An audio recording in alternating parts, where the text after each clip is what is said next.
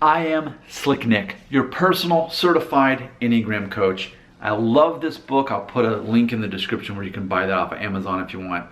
It's helped me understand so much about myself and others. Now, I'm the kind of guy, I'm at the gym 6 days a week. And even on my day off like today, it's kind of hard for me. I want to be there. But I'm an Enneagram 7. I have certain motivations that other people don't have. And in this 5-minute video, I want to just briefly explore those because I think, and granted, I'm not a personal trainer, but if I was, because I'm a certified Enneagram coach, I would want to start there. I would say if you're wanting to start going to the gym and become physically more healthy and change your body recomposition to have less body fat and more muscle mass, I'd say the first place you have to look at is your inspiration. Because certain people, it's not the lack of motivation to go to the gym. Some people, it's that they don't know what they're supposed to do. So let's just unpack these real quick. I'm going to go through all 9 Enneagrams and ultimately look at it from that perspective. What's going to drive you to be successful to actually see progress at the gym? And by that, I pretty much mean, again, lowering your body fat percentage and gaining muscle mass, because that's ultimately what you're trying to do. Most people, it's going to be hard just to simply cut body fat without building muscle. They're largely connected. So here we go. If you're an Enneagram 1 and you're that perfectionist, your motivation would be, I need to know the best way to do this. So what you would want to figure out is, when's the best time that you can go consistently? Ideally at least 3 times a week to the gym, 6 at the most. And you would want to find out exactly, like me, and I guess there's part of me that's a perfectionist because I keep a journal of all my calories for the day. And ultimately, I want to know how many calories do I need to consume to gain muscle mass? For me, it's over 2,900. How many do I need to consume on a daily basis to lose body fat? For those times, it's basically less than 1,900. How much, what if I just need to maintain? Okay, pretty much between 2,000 and 2,800. For the most part, whatever I eat, I'll stay the same weight. So I figured out all of that. And then also, you would need to figure out, well, what exercises at the gym are going to actually help me build muscle. I don't want to waste my time on something that's not going to work. Well, then you learn about the compound exercises, specific bench press and overhead and squats, all these things that specifically are going to actually help you reach your goal as a 1. Well, so as a 2, if you're the helper, I'd say your biggest challenge is helping yourself. You're so focused on helping other people, it's hard for you to make time for yourself.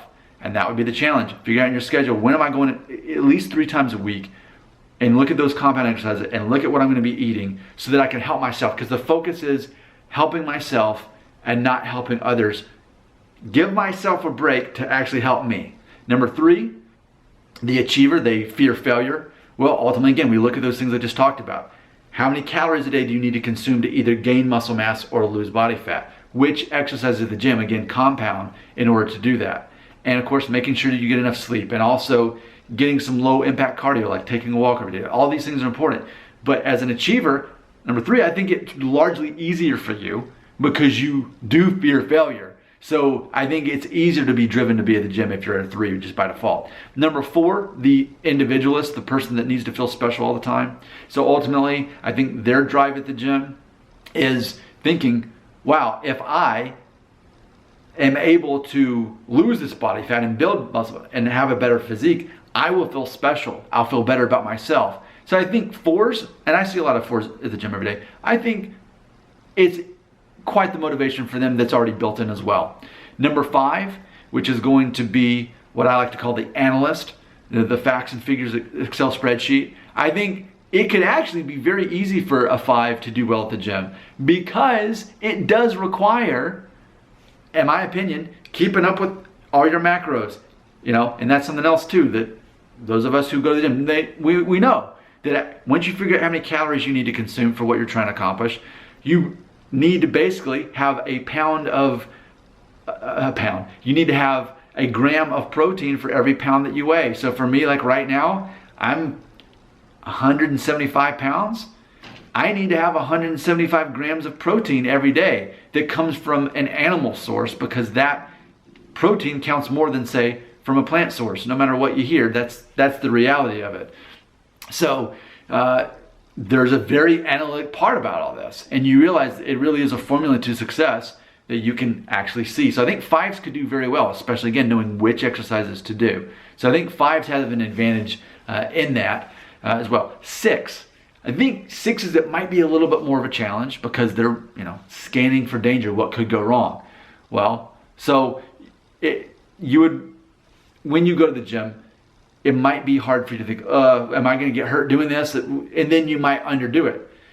You always want to be able to physically challenge yourself, but obviously you don't want to get hurt either. So I think there might be a challenge for 6s. I don't see as many 6s at the gym. I will say that. So correct me if I'm wrong in the comments. Now let's talk about me, 7s. I've done a whole video about this, so I'll talk the least about us. I'm at the gym every day at like 5:30, 6 a.m. So many Enneagram 7s with smiles on their faces. They took no self-negotiation to get there. They woke up, they were happy to be there. They're getting stuff done. Why? Because we have anxiety that we're trying to lower just to start the day out. And actually, if we don't go to the gym, like today's my day off, it's a little bit mentally more difficult for me because I haven't lowered my levels with that workout. So 7s need no motivation. I know that we avoid pain and suffering, but we don't see a workout as pain and suffering. We see it as fun because it is doing something productive, because 7s don't want to just be busy. They want to produce something. Whereas a 3 wants to achieve and be successful and avoid failure, 7s want to do something that makes life meaningful and makes life better. There you go. 8s, it's very easy or difficult for an 8 to be at the gym because as the challenger, they're very headstrong and they're wanting to do the thing that they want to do. So if they put their mind to body recomposition at the gym, they're going to do it. They're going to do whatever it takes. The person who inspired me to start going to the gym and doing all this, he's an 8.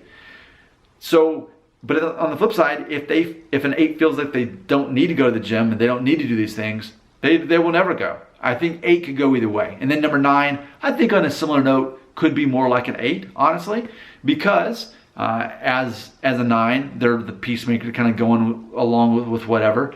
If they really want to go to the gym, they're going to do it, and they're going to do these things that matter. And if not, they'll just show up and not actually make any progress. I think 8s and 9s can go either way, more so than some of the other numbers. So there you go. There's the whole walkthrough, all 9 Enneagrams. As far as if you're looking at going to the gym and starting to build muscle mass and lose body fat, I think understand your Enneagram first so that you can know what motivates you and how that's going to help get you there and actually be productive. Because it's not about just showing up 3 to 6 times a week. It's about those macros, the protein, the carbs, and the fat. Making sure that you get enough protein. Making sure you do those compound exercises. Making sure that you show up enough. Make sure that you get enough sleep. So all of these things. It's not about going to the gym and just lifting a weight. That's not at all what it is. And those are people who don't see progress. So there you go. Hopefully this video helped you to some degree. If it did, or if I'm wrong in some way, let me know in the comments right here, because I'm an Enneagram 7. I want to know if I'm wrong so that I can become better at what I do, so that I don't have to waste time, because Enneagram 7. All right, comments right there.